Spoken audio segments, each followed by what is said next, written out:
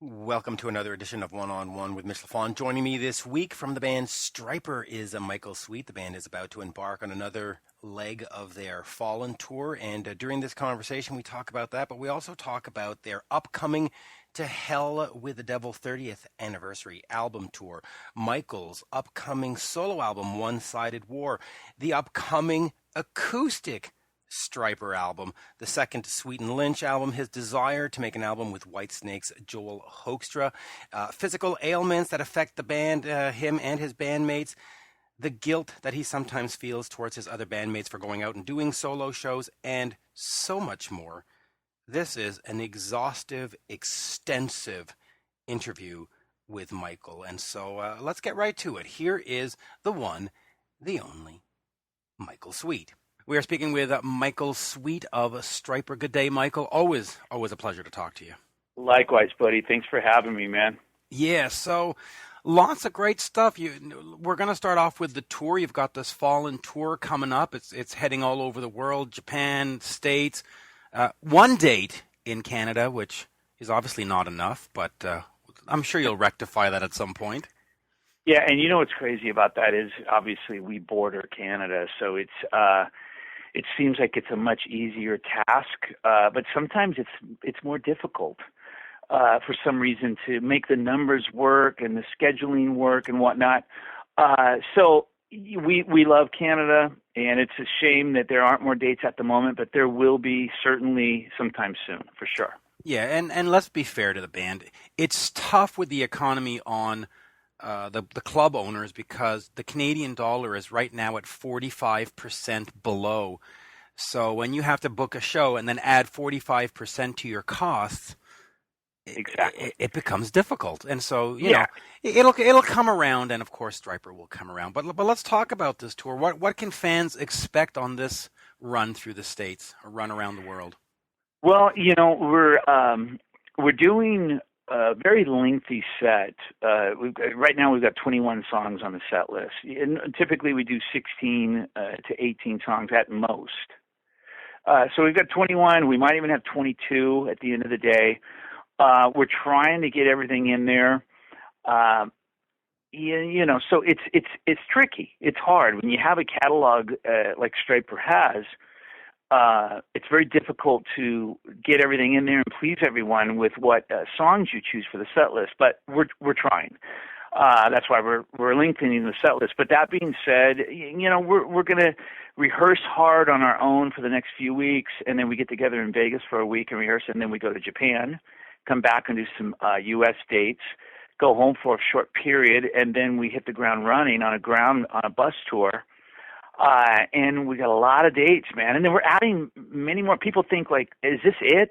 And it's not it. We've got dates to add and fill from September all the way through to November. Wow, so we're probably going to do another, if I had to guess, 35 to 40 or 45 dates added to what's already on the calendar. So there's a lot to be expected, and we're excited, man. We're celebrating our 30-year anniversary of To Hell with the Devil this year. Yeah, in fact, I have a whole bunch of questions about that. But let me just finish with the current tour first. Sure. How do the Fallen songs for you through rehearsal so far? How are they sounding, fitting in with the classic Stryper songs? Well, that I don't know yet because we haven't actually sat in the same room and played them together. Gotcha. I think they're going to be great. I mean, you know, I go out to Vegas early April. We start rehearsing, I want to say April 4th or 5th. And I think once we start going through the songs, they're going to blend right in and be a perfect fit, in my opinion. I mean, because that was the goal of No More Hell to Pay and Fallen, was to get back to our roots, a la Soldiers, To Hell with the Devil. And that's what we did. So it's right where we left off in 1986, 87, 88, you know? Yeah, and I want to ask you about To Hell with the Devil. Well, you were talking about your roots, and I posted on my Facebook today that I was going to be interviewing you, and this message came in that says, "Please give my best to Michael," and I'm quoting, "among the very nicest, most positive, and most considerate artists I have ever worked with." And that came Wow, from was that now? Did that come from Sebastian Bach or Nikki Sixx? That came from Tom Worman, quite frankly. Yeah. Oh well, that's even better. And I'm a clown, and people don't get my sense of humor, but that was of course in jest. But Tom's an amazing guy, man. And our history is brief, but he's such a great guy. And I love him. I don't see him. What's sad is we live in the same state. He owns a bed and breakfast down the street from you. But I find that interesting because you talk about how these two albums are back to your roots, but the one album you made with Tom, Against the Law, was sort of the one album where you were saying, "Hey, we're not Stryper. We're not that band. We don't look." That was the one where you went against everything that Stryper was. I don't want to say against, but you changed the image, right? So yeah. Talk to me a little bit about that and working with Tom Worman, because I just found it amazing that here I post this thing on Facebook. I'm going to interview Michael, and he takes the time to write in and say, "Hey, I want to nod my hat, tip my hat to this guy. He's a great musician." Wow. Well, that's very humbling, because Tom is a world-renowned, world-class producer, and not only a producer, but a talent scout and A&R guy, and been involved in music, legendary guy, absolutely. It was incredible working with Tom. I mean, it's bittersweet when I talk about that album, and you already know because we've talked briefly about it. But of course, our experience with Tom and Eddie Delana was amazing. We recorded at all the high-end, top-end studios. We recorded at the Village Recorder out in L.A. and met a lot of people and just had some great memories. Musically speaking, it's probably one of the highlights of our recording career. It's right up there with everything. The thing about it that is a little disturbing to me to this day is the fact that we changed everything, as you said, against. Yeah. We changed the colors, we changed the lyrical content, we changed the look, we changed the sound, we changed the writing, we changed the looks on our faces, the videos, you name it, everything. And it was almost like we went from the good boys of rock and roll to the bad boys of rock and roll, or at least we were trying to be. Yeah. And that's what kind of disturbs me a little bit, is we're not the bad boys of rock and roll. We're never going to be. But we were trying to be, and the emphasis on the word trying. So I don't think it was real. This is just my opinion, but I think we were trying to be something we're not. Oh, I don't want to use negative words, but it was somewhat contrived, but now as we look back, 25 years later, musically though, you can't complain about the songs. They're great songs. No. Nope. But and Tom did it. So let's talk about the big one though. To Hell with the Devil. This is the 30th anniversary on this one. First of all, can you imagine 30 years since you put that out? I mean, it goes so fast, right?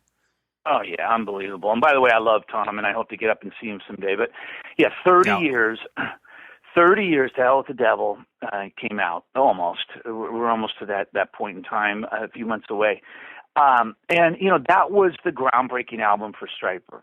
That was the one that all others are compared. And, when you look at just the sales, just for example, let's compare Against the Law. Against the Law, I don't believe is even gold at this stage. It may very well be, but according to my numbers, I think it's just shy of gold. And then you look at To Hell with the Devil, and that's probably up in the close to 5 million sold range. So you're talking about 10 times the numbers in terms of sales. So there's something to be said for that. That album was the classic Stryper sound, the classic Stryper look. Yeah. And everything that we were and should be and are and want to be was in that album. So I think that's why, and it was real. It came from the heart. There was nothing forced. And I think because of that, fans are very smart. I think that they know that and knew that. And that's why it did so well. Yeah, it was just a great time for us. When songs aren't contrived and the band is not trying to write for rock radio or for a Billboard or for a Grammy, and there's just a pureness to it. The music always sounds better, it comes through better, but it did come out in October, and so in the fall will be the official 30th anniversary. Now you're going to set out on a tour of the 30th anniversary, are you not? We are, and we're just now starting to talk about it. Okay. We're going to do a full-blown press release and whatnot. But the goal and the plan So we're jumping the gun today, then. Well, I mean, we are, but I'm not going to give too many details about it. I'm going to let there be some sort of surprise, an element of surprise, But that being said, yes. I mean, we're going to do something based around the 30th anniversary of To Hell with the Devil. Absolutely, this year, for sure. Okay, so let's refuse to answer any question you want, but if you're doing I'm assuming it'll be an album tour, you'll play the whole thing. Is that something that you look forward to, going back and playing some of the nuggets that maybe don't get played now and rediscovering them, or does it come with sort of a fear of, well, there was this purity, and now if we go back and rethink how do you approach that kind of album tour? Well, it's kind of like, again, I use the term bittersweet in the sense that the bitter side of it is we've been playing these songs, Tell with the Devil, Calling on You, Free, honestly. We've been playing those songs for the last 30 some odd years.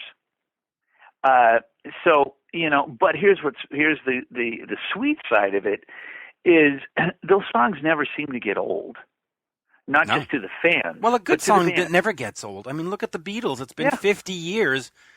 George Martin just passed away, and people are still like, wow, those songs are great. And we're almost getting to 60 years on in some cases, right? I know. And it's true because they're timeless classic songs. They'll never grow old. You nailed it perfectly. And that's the thing with a lot of those Stryper songs from To Hell with the Devil. That album is a real timeless album. I mean, if you put it on to this day, it still sounds good. Now some of our albums don't sound as good. Like when I put on the Yellow and Black Attack, it doesn't sound good to me, okay? Right. It sounds, too raw and not produced enough, and, it just annoys me to listen to it, so I can't listen to it. To Hell with the Devil, I can put on and I can still listen to it. Other than the fact that I sound like I, inhaled, a container of helium when I sang the album, it sounds great. And the production's cool. It's powerful. The songs are cool, and we're excited. We're always excited to play those songs for sure. So that'll be a really fun tour. Now, let me talk about the other thing that you're very excited about. One-Sided War, the new solo album. In fact, let's just start with that. What made you decide to put out a solo album? I mean, you have the Stryper stuff, you've got Fallen, the tour for the album. What made you say I got to put together One-Sided War? Well, there's a number of reasons. I talk about this all the time. I definitely I was diagnosed with ADHD, and I think that plays a huge role in my music making. It drives me. I'm hyper focused on music all the time, and music as is in you my should blood. be, by the way. Well, because I am. we enjoy and the. I am, and when I'm not doing music, like I finished a solo album, and the minute I came home, like the next day after working for 2 months straight, I was sad because I felt like I should be in the studio making a new album. That's literally how it is with me. Now, other artists, they come home and they don't want to think about music or another album for 2 years. I'm the opposite. That's interesting. Do you always have to make new music, or can you make it for somebody else in the sense where could you go and just be associated with being a producer for a band or being a manager for a band and just be around new music without always having to create your own? Or is it really a necessity that Michael needs to make music? No. It's not just making music. And to me, I feel like if I were to go produce an album, that is making music.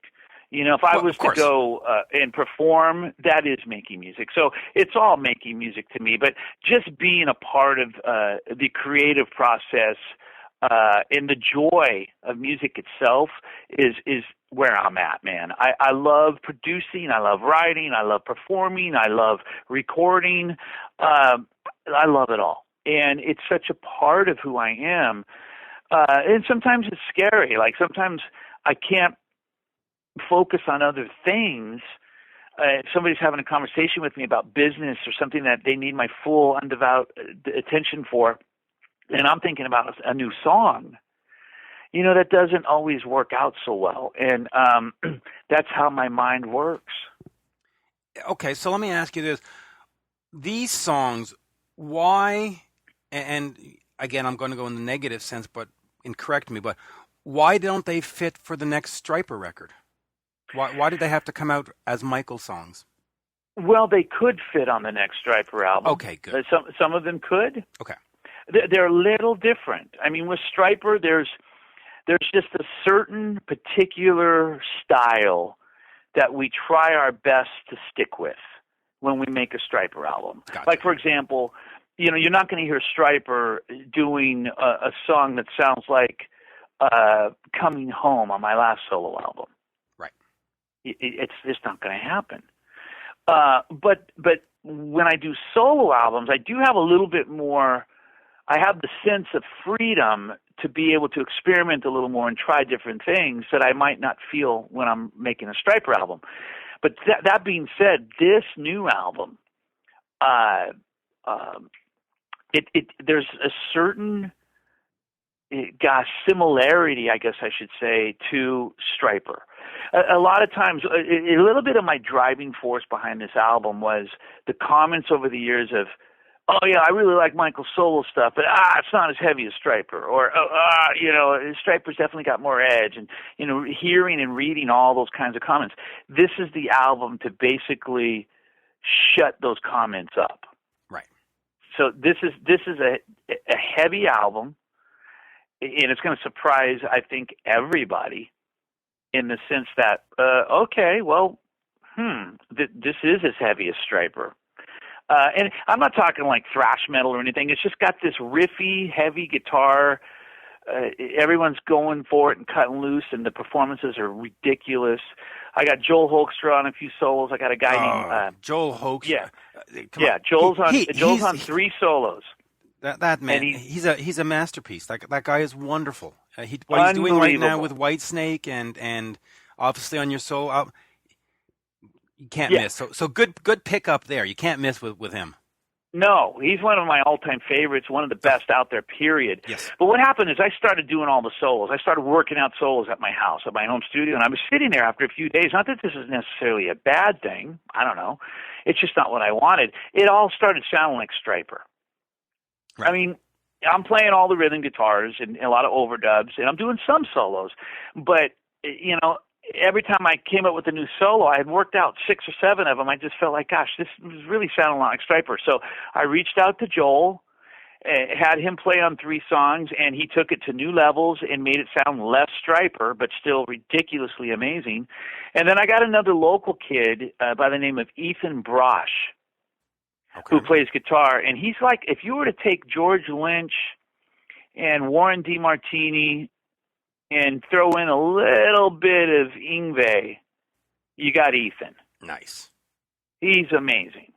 And I've got him on some solos, 5 or 6 solos, and then I'm doing the rest. I've got Will Hunt from Evanescence drumming on the album. Yep. John O'Boyle playing bass. This album is rocking. And I actually sent it to who's a dear friend of mine, and I really respect his opinion on music. He's got a good ear for music. He'll tell me, too, if he likes it or doesn't like it. And I sent it to him, and he just texted me back yesterday, and he said, I actually think I like this album better than Fallen. And he asked me, he said, how are you so prolific, in the past 3 or 4 years with all this music? He says, I just don't get it. I don't understand it. So he seems to be really excited about it. And I can't wait for you to hear it. I'm looking for. Can you just repeat who you sent it to? Because the line actually dropped out for a half second there. I sent it to Chris Jericho. Ah, the one, the only Chris Jericho. Yeah, he's he's great. I would love to hear this whenever you have a chance, but I'd love to check this out. You mentioned real quick George Lynch comparing. Only to Rise came out last year. Sweet Lynch, it was fantastic. We all know it was fantastic. But we know that it was a project that sort of the record company orchestrated. Is there something more down the line? Because it was so well received that just one album seems like a pity. It is a pity, and I can tell you this: George and I have discussed another album, and we are going to plan that. I'd like to personally be in recording it by the end of this year. Wow. If that's not realistic, I think the beginning of next year is very realistic. We're making a new album. I don't know who it's going to be with, but we are definitely going to make a new album, Sweet Lynch, and I'm going to do an album with Joel Hoekstra as well. A full-on, a collaboration with he and I. We might pull in a couple other guys to be a part of it. But there's a lot to be expected. There's a new Stryper album we're going to probably start recording next year as well.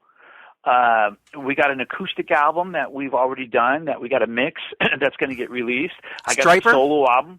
Stryper, yes. Okay. So there's like 6 albums in the pipeline.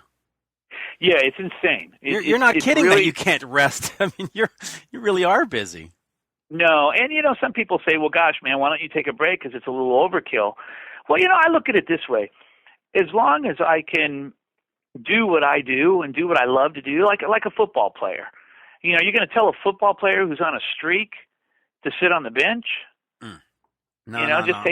Take some time off. What are you doing? You're going to kill yourself? No. Seize the day, I'm going to keep going. Yeah, seize the day. That's what you got to do because there's fans out there that want it, and you just never know. You just got to seize the day. You did say about your One-Sided War that this album excites you more than any other album, and I just want to come back on that. Is it just because the songs are so good, or the style is so diverse, or just the players? What makes it the one that excites you more than anything else in the past 16 years? Well, I'll tell you, it's a number of things. Definitely the players, and this isn't to take anything away from the Stryper guys. Of course not. At all. But it is the players. The level of musicianship on this solo album jumped up, and these guys blew my mind. I mean, to watch and hear Will play literally blew my mind. And I just thought, wow, this guy is ridiculous. And Joel Hoekstra, to send him tracks and get back what he did. And I'm just sitting there. I called him. I said, "Are you kidding me? This is phenomenal." So the level of musicianship, number one, the songs. I'm real excited about the songs. There's a continuity to this album that I don't know has been there for any other album that I've been a part of in the past, quite so much like this album. And a flow. It has a great flow and continuity. And then I'm excited too about, it was just really refreshing to make it. There wasn't any stress. Just to tell you, a lot of times when I work on projects with Stryper and even with Sweet Lynch to a small degree, there's always levels of stress because of scheduling and, the logistics and dynamics of working everything out. Or you might get in an argument with this guy, a disagreement over this song or that solo or blah, blah, blah, blah, blah. This album had none of that. Let me stop you there. That's interesting that you would say that there's stress because, in the 1980s when you were in competing for slots on tours and when you were competing for MTV play, I can understand stress, but isn't this sort of the highlight of your career where you can just sort of say, hey, we want to tour, we tour, we don't. We want to put out an album. Like, shouldn't this be the time where everything is just like honky-dory and it is what it is? Well, it should be. It should be, and that's how it was making One-Sided War. Okay. One-Sided War had no stress at all. Right. It was just a smooth, easy-peasy, ordeal, and I loved it. Now, going back, as you talked about, shouldn't it have been this? And, you go back in the 80s, and it seems like there'd be more stress. There was much less stress for me back in the 80s. Really? And the reason why is I was a kid. I could give a crap about anything going on around me. I just wanted to rock. Yeah, but you were competing with all these other bands, and you had record producers and record companies saying, if you don't sell X amount of units, we're going to drop you, and you got recoupment costs. And now it's just, to me, I'm telling you right now, I think that might be the case with some musicians, maybe even most musicians, but with me, you kind of have to reverse that. Okay. I feel more stressed now in today's world, in my world, musically, because of the feeling that I'm getting older, feeling that the music business is in a very sad state. It's difficult, yes. And so it makes me stop and think much longer and harder about my future. Back in the past, I didn't think about my future. I didn't think about business. I didn't think about, oh my gosh, how are we going to pay the bills? I didn't think about any of that stuff. I just grinned and I went out with a big smile on my face and loved every second of it. So is there a sense now where you say, the music business is really bad and I'll make these albums and who knows if they'll sell, maybe I should just quit and go, work at the Hooters next door? I'll never quit. No. I mean, part of that, yes. Part of me does. I get the worrier part of me, side of me, comes from my dad's side of the family. Right. And I definitely worry about the future. I worry about the state of the music business. I worry about that because that's what I do. So it's kind of like let's say if you work at Walmart and they're closing down stores, and you're gonna worry about it, right? You're gonna say, "Oh my God, am I gonna lose my job?" I worry about that kind of stuff in the music business, and I'm sure every musician does. Right, but the Stryper brand is strong enough. I mean, you can announce, like you said, we're going to announce 30 more dates. I mean, you can announce these dates, and I know there are promoters in Canada that want extra dates. It doesn't seem overly complicated to say, hey, we're going to do 70 shows this year, and we'll have enough cash to get through. I mean, the brand is strong. I mean, Stryper is a strong brand. It's sort of like a Coca-Cola or a Pepsi. It's a strong brand. Absolutely. But I mean, with that brand, a band, comes the physical side of things. I mean, we're not getting any younger. As we age, it gets a little bit more difficult to remember the lyrics, to remember the parts, to sing the notes. You got to really take care of yourself. And as you get older, it gets more and more difficult. That's why, some bands out there, as they're in their 60s and 70s, don't tour at all or tour minimally. Stryper's still blessed to be able to go out and tour year after year and still be excited about it. But, all that being said, I'm never going to say I quit. I can't quit music. I mean, I might Nor quit should Stryper. You. Nor should you, by the way. No, and I won't. I might quit Stryper someday. I mean, that day may come sooner than we all think. I mean, everything runs its course, so of course. Of course, but I'm never going to quit music. I mean, until I take my last breath, I'm never going to quit music. Are you a wreck when you come off the stage, though, in the sense that, do the shoulders hurt and does the neck hurt? Does the knee, is it that difficult with the touring now that you're just stiff when you get off stage, or we're not at that extreme yet? I've got issues. We all do in the band, and Oz's hearing is toast in one ear, right, and the other ear is not that good either.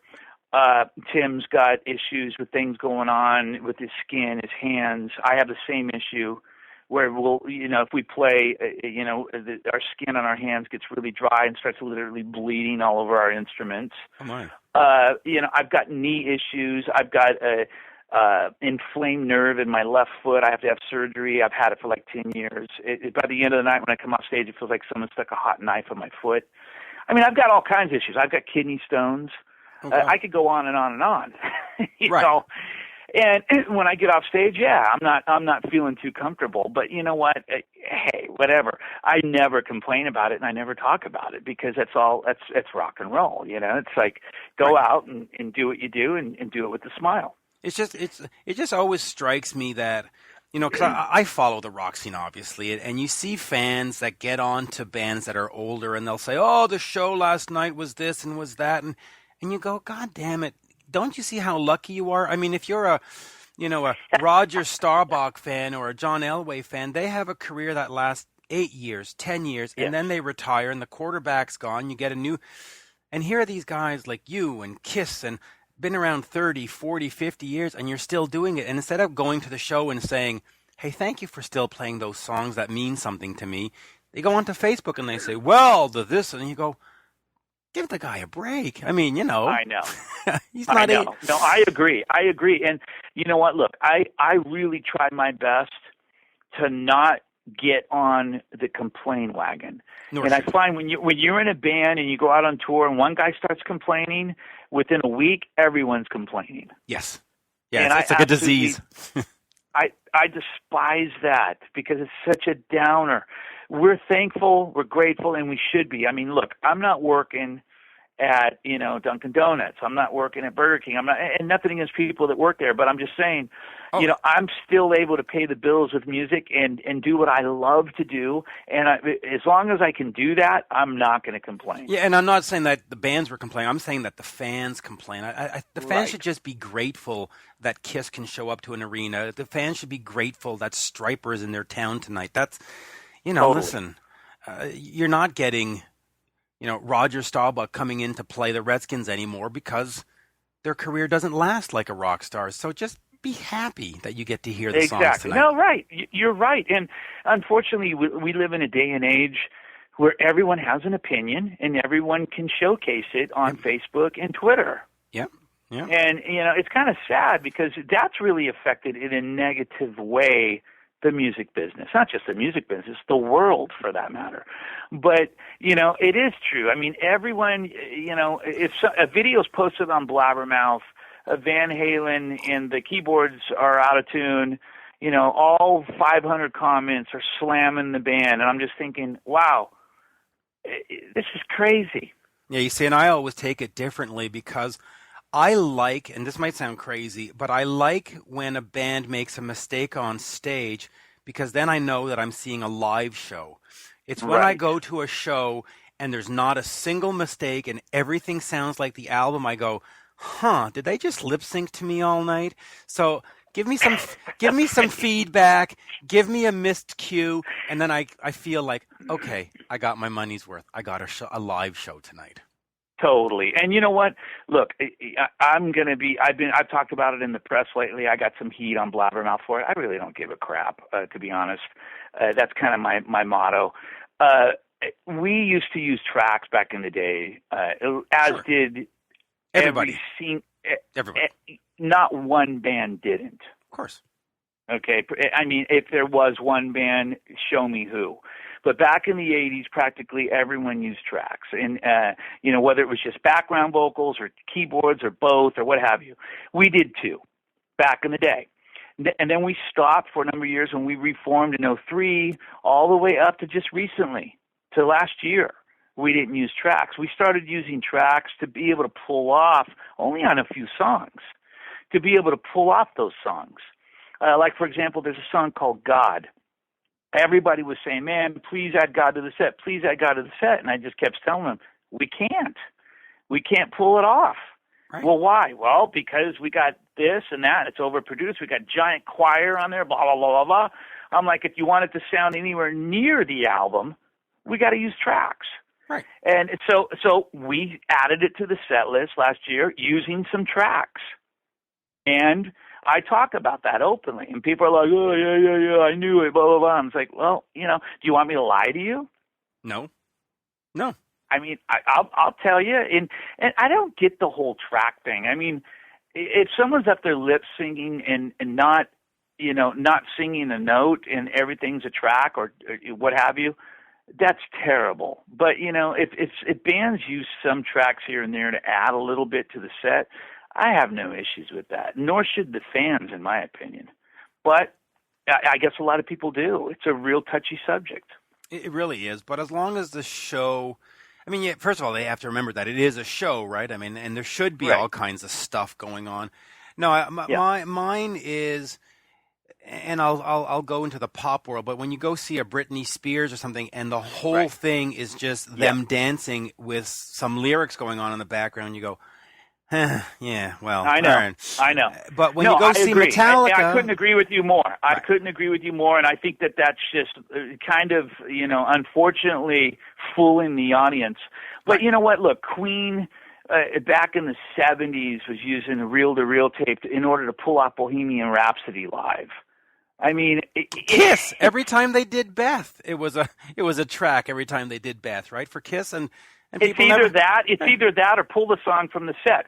So what are you going to do? You're going to pull Bohemian Rhapsody from the set? No, you're not going to pull Beth either. Not in 1977. Come on now. And it's because the part of the greatness of that song is because it's so produced. Yes. So enjoy it for what it is live. If they pull out a few tracks here and there, who cares?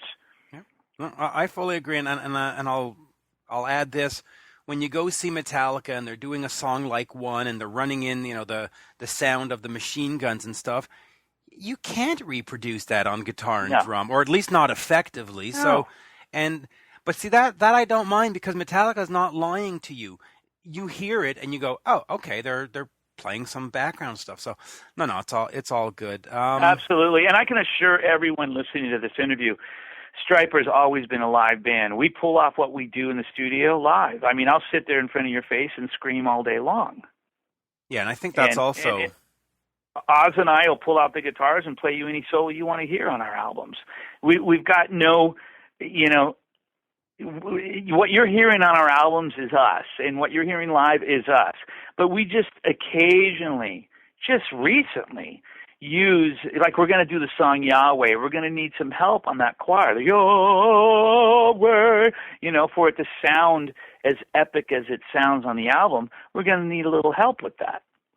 Yeah, absolutely. And you should probably also bring in a couple of the against the law songs, like Rock the People or Rock the Hell Out of You, because that's what you do at a Stryper show.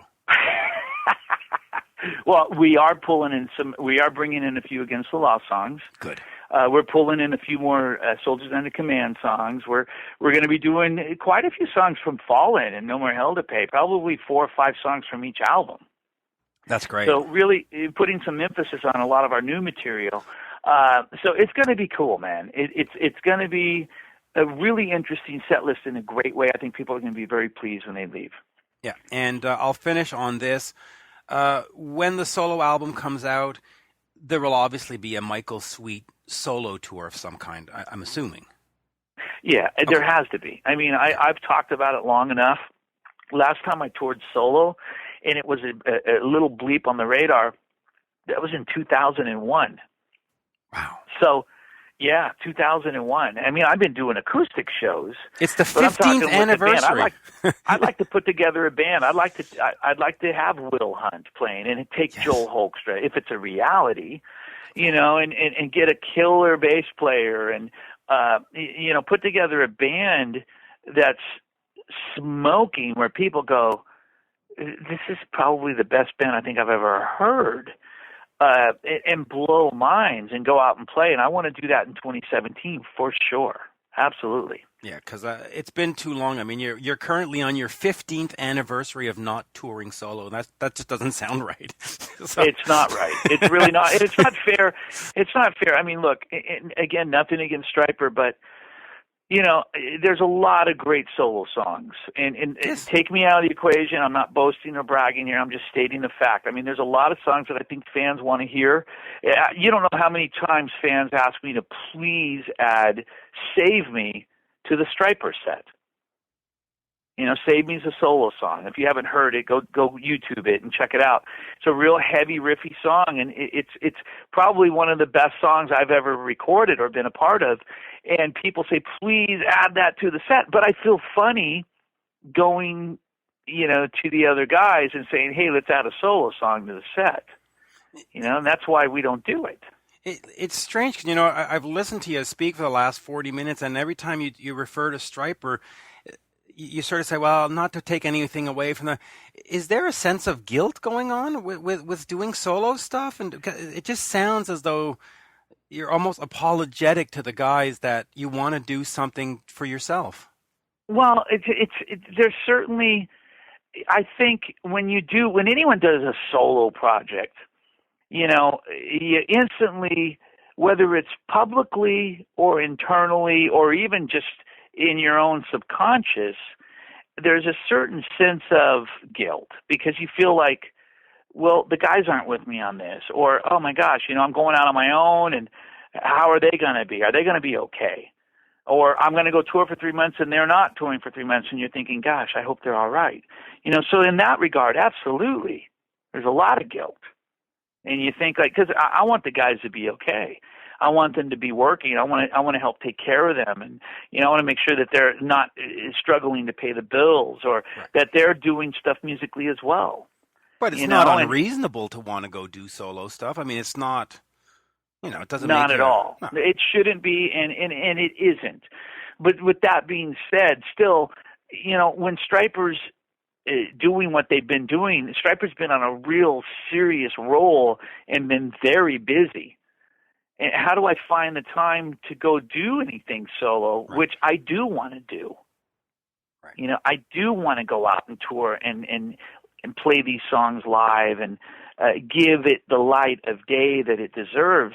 But it's very difficult when it's all Stryper, as it probably should be. This might sound silly, but have you ever considered opening for Stryper, doing just a small 25-minute set of Michael Sweet stuff, and just, or would that just be too physically demanding?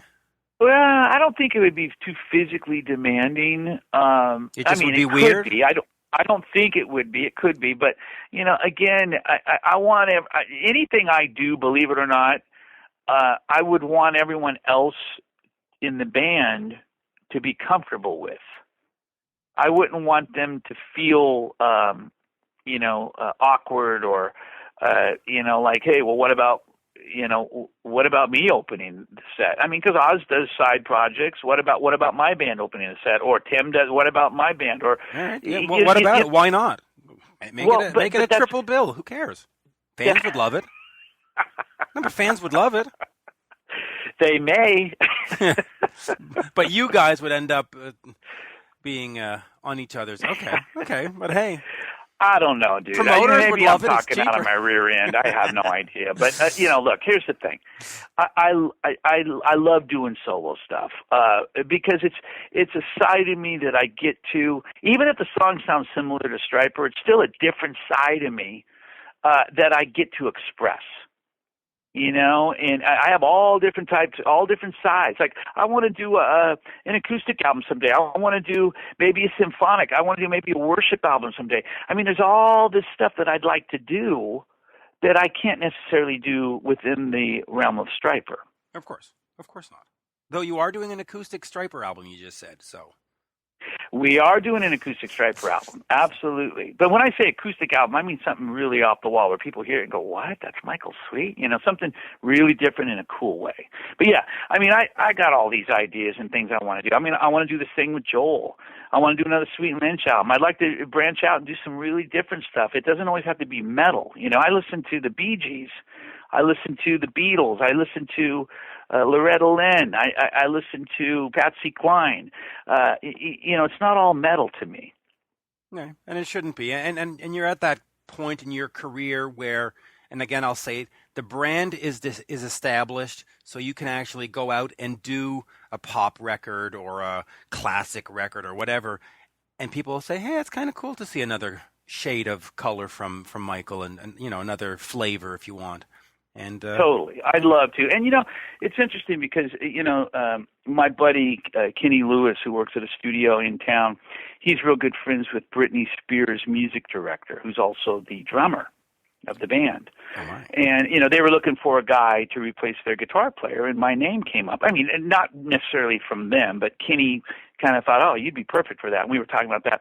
I'd love to do stuff like that, kind of like what Nuno does with Rihanna. Yeah. I mean, I could totally do a gig like that, go out and play guitar and sing for somebody and just kind of be a side guy or a musical director or whatever. And I would enjoy every second of it. Yeah, that'd be great. Michael, always a pleasure. Now, we said 20 minutes. We're at 45, so I guess we'll stop it there. But that was a great conversation. Fantastic.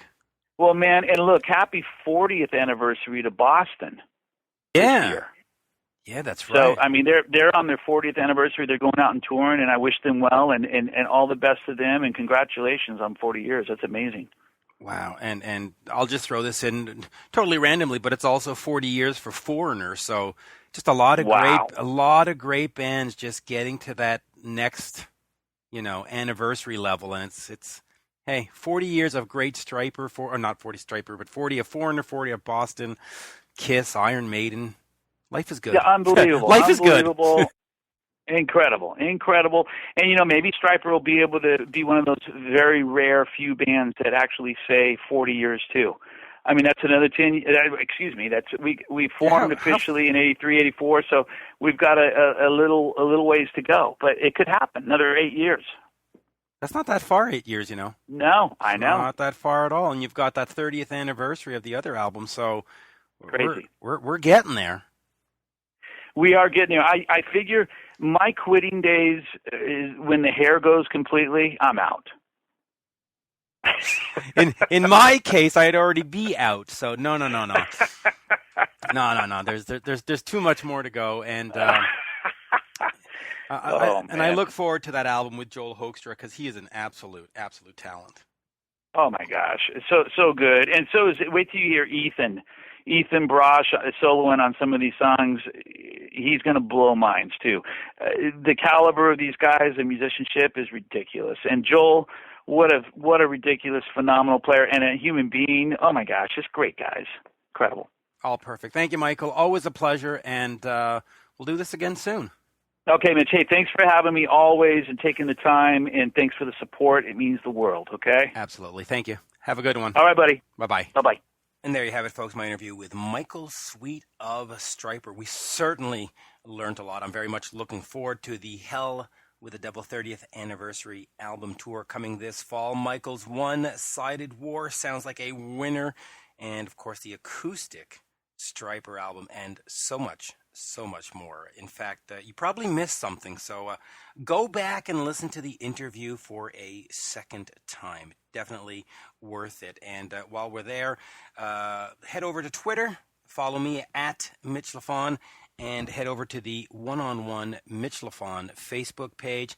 Thank you again for listening. Thank you to Michael, and thank you for all the media outlets that take my interviews and repurpose them so that the masses can read them, see them, hear them, etc. Thank you, folks. And, hey, bye for now.